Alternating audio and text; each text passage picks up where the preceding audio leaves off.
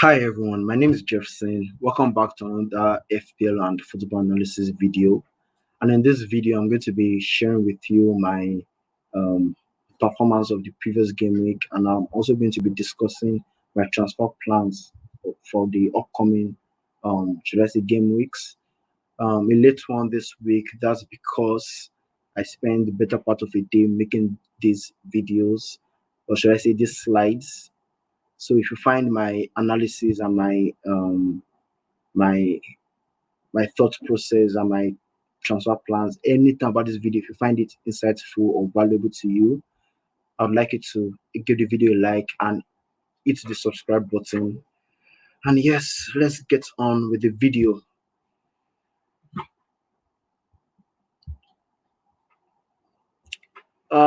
Yes, for the previous game week, I hit some 2 points, and for the first time ever playing FPL, I ended a game week in the top 10k. It has never happened, and I'm kind of subscribed, or should I say, surprised. Let me get my words out. I'm kind of surprised that I at this milestone very early on in the season, and I've only played my wild card so far, just my wild card.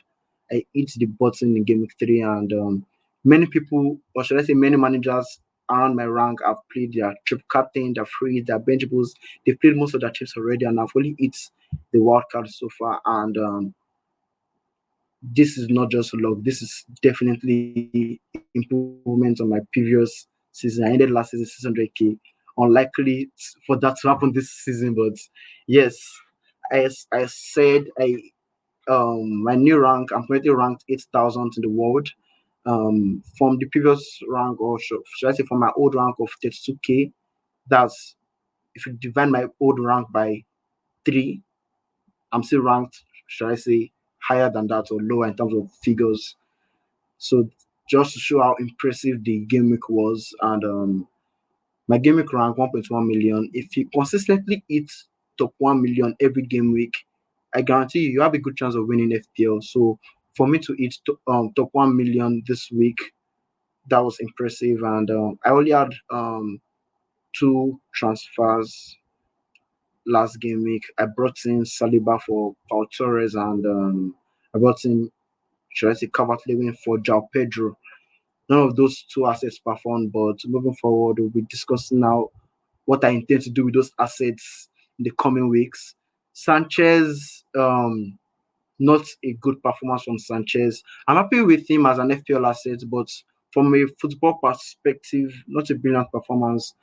I always said that playing out from the back is not just a matter of a specific set of players. It has to do with the entire team. And Sanchez is not the best player. Should I say Sanchez is not the keeper for Chelsea in terms of that aspect of the game, playing out from the back. The two goals were, should I say, his fault. I'm putting the there's always cause and effect. What's the cause of those two goals? Anytime you come out of the goal post as a goalkeeper to come and claim a ball, you have to claim the ball. In the ball in that should I say in that set piece I was taking, you shouldn't, if you are coming out of the goalpost, you have to catch the ball. You have Sanchez should have maintained his position in the goalpost and allowed his defender to deal with the ball. Coming out of the goalpost just made it very easy um for Ruta to score that ball, and it was a needless decision by the goalkeeper. And even the second goal that I considered, error leading to goal, a wrong pass on build up, and yeah. But in terms of FPL, 4 saves, 2 points, I'll take it because not no other goalkeeper delivered the save from Brent of Fulham. So yeah, I'll take it. Saliba, I'm going to be discussing Saliba in my transfer section. Not a good performance from Saliba.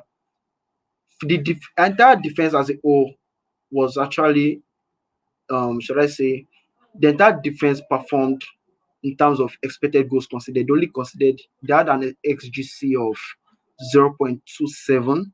So from those figures, you will see that they were not meant to concede that goal, or should I say those goals, but they considered two goals. The first goal, deflection from Havertz, and The second goal from James Justin, what a goal! That's a contender for goal of the season. I'm not seeing many goals beating that goal till from now to the end of the season. I'm not seeing many goals beating that goal. That was a brilliant goal from James Justin, and yeah, brilliant performance from Arsenal, a 4-2 win. Nearly at the middle of the game, as Leicester equalized, but they got to they got to the end of the game 4-2, and that's what we expect from title. Should I say contenders, title contenders? That's what we expect from such teams. Even when you're not really in the game, or even when you're slipping up, you still have to find a way to win. Mikolenko, I said Everton was going to turn the corner, and they did turn the corner. Although just one game, but that's just what you need, one game to get your first victory. And 2 points, I'll take it. They still have brilliant fixtures, so he's going to be staying in the team. Mo Salah, I mentioned why I was going to use, should I say, pick Salah as my captain. Not a brilliant performance from Salah. In fact, he had a stinker of a game, a very terrible performance from Salah, but that's why we need this type of assets, this type of premium assets. Even when they are not having the best of games, they just need that one chance or that penalty chance. And good thing is of penalties, they just need that chance to score a goal, and he did. 10 points with the captaincy, 20 points. That was my differential captain. Palmer, what a brilliant performance for Palmer. I would still say, if not for the way Premier League, should I say, sets up their, should I say, awards, for me, was the best player in the Premier League last season, and he's still the best player in the league, even better than Foden, in my opinion, better than Phil Foden, because of what he brings to Chelsea. I mean, if Foden is not in Man City performs, they are still about I think that's second in the league without Foden. Foden has not played many minutes this season, but take Palmer out of Chelsea, and I don't think Chelsea is going to be in the top 10. He's a very good footballer, very good. His football IQ is on another level. His football IQ, it reminds me of Beckham. It reminds me of Beckham, just in terms of playing style and what it brings to the team is playing for. Umbomo, third consecutive game that Brentford has scored under the first minute, or should I say inside the first minutes. But I don't know what Brentford does after they get that one goal. I don't know if they zoom off or something. They've not won in any of those games, but Mbomo is everything you need from an FPL asset. 90 minutes nailed on penalties, a good player on set pieces. He's just a brilliant asset. Smith Rowe, I'm not going to be selling him anytime soon. He didn't have the best of games against Forest, because Forest is actually one of the best defenses in terms of underlying numbers. That one of the best defenses in the league. So I was not really expecting anything from him. Anytime Smith Rowe does not return, tends to come out with 3 points, which is still a bonus for considering his price and what he offers. Um, Rogers, is still going to maintain my team. He still has brilliant fixtures coming up. I need to keep. Well, should I say we need to keep an eye on him? Those who own Rogers in terms of his injury, but I think he's going to be fine. 7 points from Rogers, impressive. Haaland, I mentioned why I was not going to captain Haaland. Outside of the 12:30 kickoff, I just felt Newcastle was going to give Man City a tough game, like they do every time they are at home. They always give Man City a tough game, and Dan Bond and Fabian Schär did a brilliant job in keeping him at bay. And yeah, he didn't have many chances to deliver, but that's it with Haaland. DCL, not a very brilliant performance from DCL. In fact, not an impressive performance by any means. Yellow card for dissent, missed a big chance, and yeah. In all, we got some 2 points. All in all, we got some 2 points, and we'll be discussing the transfer plans. The transfers I intend on making in the coming weeks. The transfers I intend on making in the coming weeks. I don't think I'll make a transfer this week because nothing seems clear and obvious. But let's discuss the transfer plans. When thinking of the transfers that I want to make for my team, I tend to look at the weakest points in my team, and there's not necessarily a weak point, but if when I look at it in the should I say broader view, the weakest points are Rijo, Saliba, and DCL. This is just taking account one game, taking account one game. Rijo, Saliba, and DCL. Rijo is not a big point because it intended to be in the should I say a bench for that, just stay on the bench, and I don't need it for anything.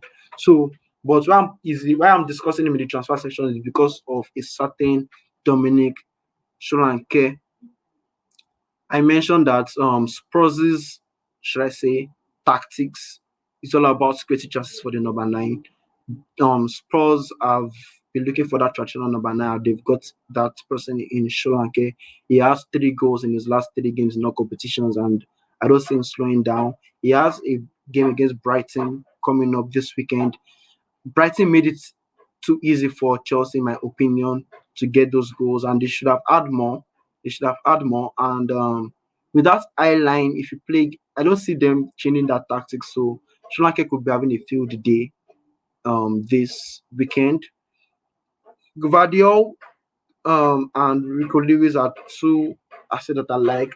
As well, I discussed in my last video that why I preferred Gvardiol to Rico Lewis in terms of attacking potential as well as the potential of starts.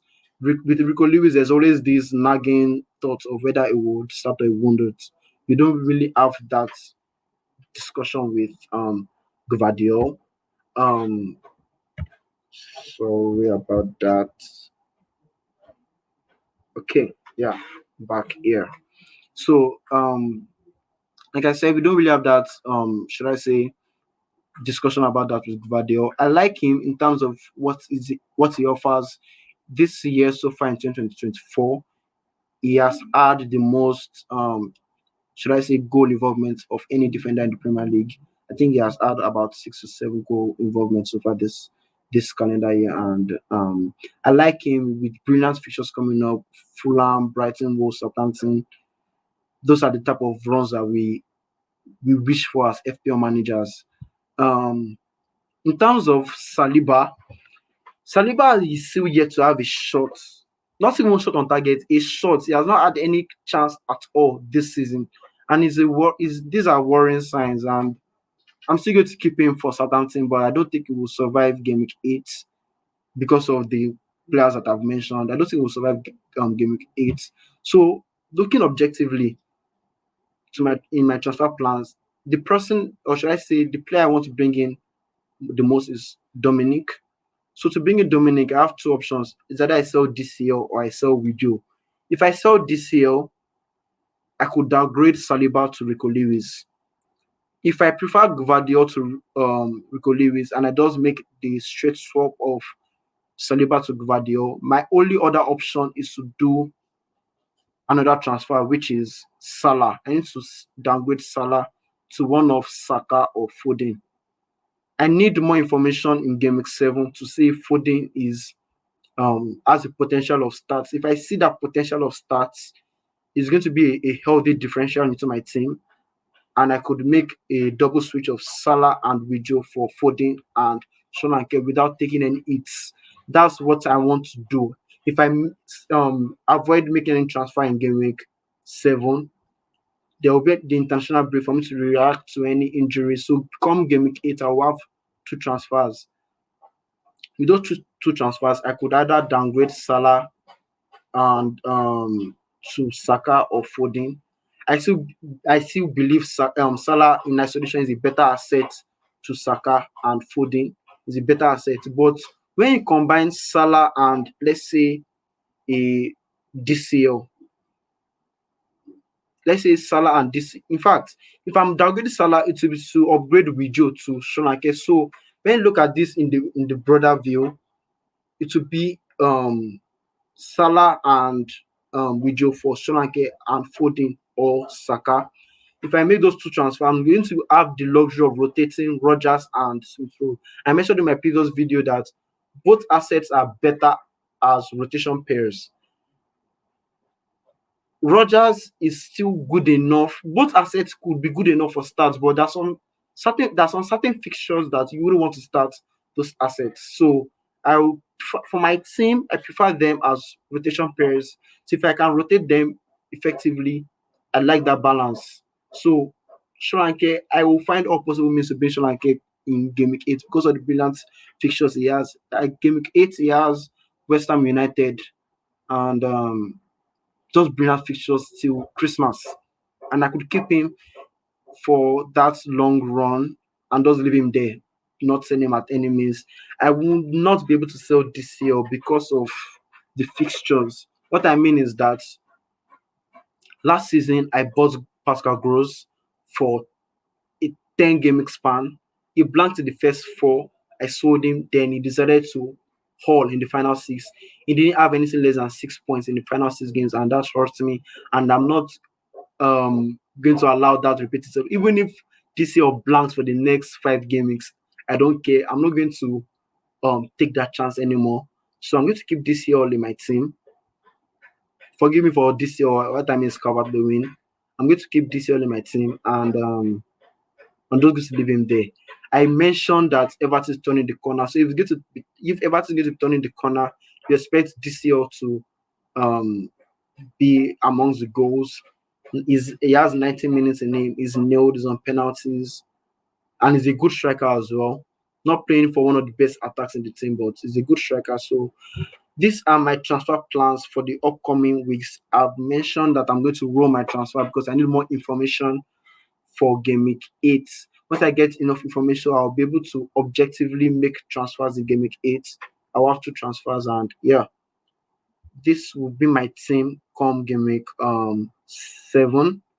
Alan will be my captain without any doubt. I'm not taking any risks this game week. My vice captain will be Salah in case Alan misses out or anything. So Alan will be my captain. I expect another hat-trick coming. Alan's always a good captain choice at home.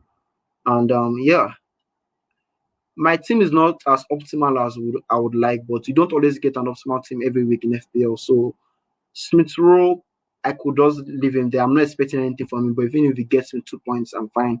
And who knows, you could get an attacking return. Man City always knows how to concede a goal. So if they are going to concede a goal, I'm hopeful that Smith Rowe is involved in the goal. And yeah, that's it for me for this game week.